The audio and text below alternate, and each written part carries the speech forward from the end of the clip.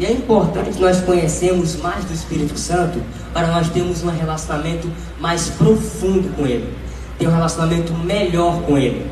Então eu separei aqui 4 pontos, 4 características que mostram que o Espírito Santo, ele é uma pessoa. Uma força não pode se entristecer, já que não possui sentimentos. E o texto bíblico que dá base a isso encontra lá em Efésios 4:30, que diz: e não entristeçais o Espírito Santo de Deus, no qual estáis selado para o dia da redenção. Uma força não pode se entristecer, já que não tem sentimentos. E também nós devemos analisar bem esse texto, porque se o Espírito Santo ele se entristece... Peraí, perdi o raciocínio aqui. Nós não devemos entristecer o Espírito Santo. Eu escrevi aqui nesse ponto dessa maneira: não se pode entristecer uma força, já que não possui sentimentos. Então, se o Espírito Santo é uma força, como ele pode se entristecer?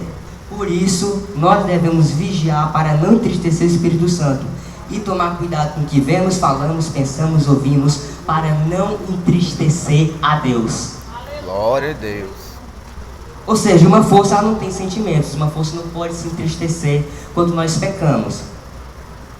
O segundo ponto é: o Espírito Santo ensina, já que uma força ela não pode ensinar, já que não possui intelecto.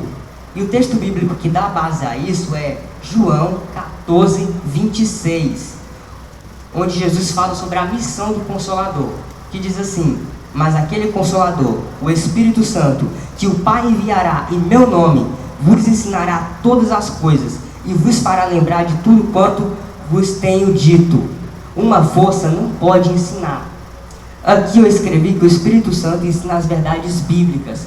Ele nos ensina as verdades bíblicas, ele nos guia, ele nos dá discernimento para saber o que agrada ou não a Deus. Uma força não pode fazer uma coisa maravilhosa dessa. Já vou para o ponto 3, eu não vou demorar muito aqui.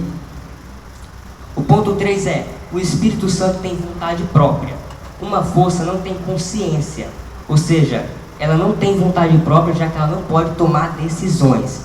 E o texto que eu usei aqui é bem conhecido pela igreja, porque Paulo ele vai falar sobre os dons espirituais, que é 1 Coríntios 12:11, que diz assim: mas um só e mesmo Espírito opera todas as coisas, e repartindo particularmente a cada um quando quer. O Espírito Santo ele distribui os dons a cada pessoa, quando ele quer, como ele quer e do jeito que ele quer. Uma força não tem vontade própria. Uma força não tem capacidade de fazer isso. E nesse ponto, eu escrevi assim: o Espírito Santo distribui os dons a quem ele quer, quando ele quer, como ele quer. Isso são coisas que uma mera força impessoal não poderia fazer. Então, só nesses pontos aqui já dá para poder mostrar que o Espírito Santo ele é uma pessoa, ele é um ser pessoal que nós devemos nos relacionar com ele. O quarto ponto e último é: o Espírito Santo participa da criação. Uma força não pode criar, já que não tem poder suficiente para criar e nem tem intelecto para poder criar algo. E o texto, acho que o mais conhecido de todos, que a igreja toda conhece, está lá em Gênesis 1:2.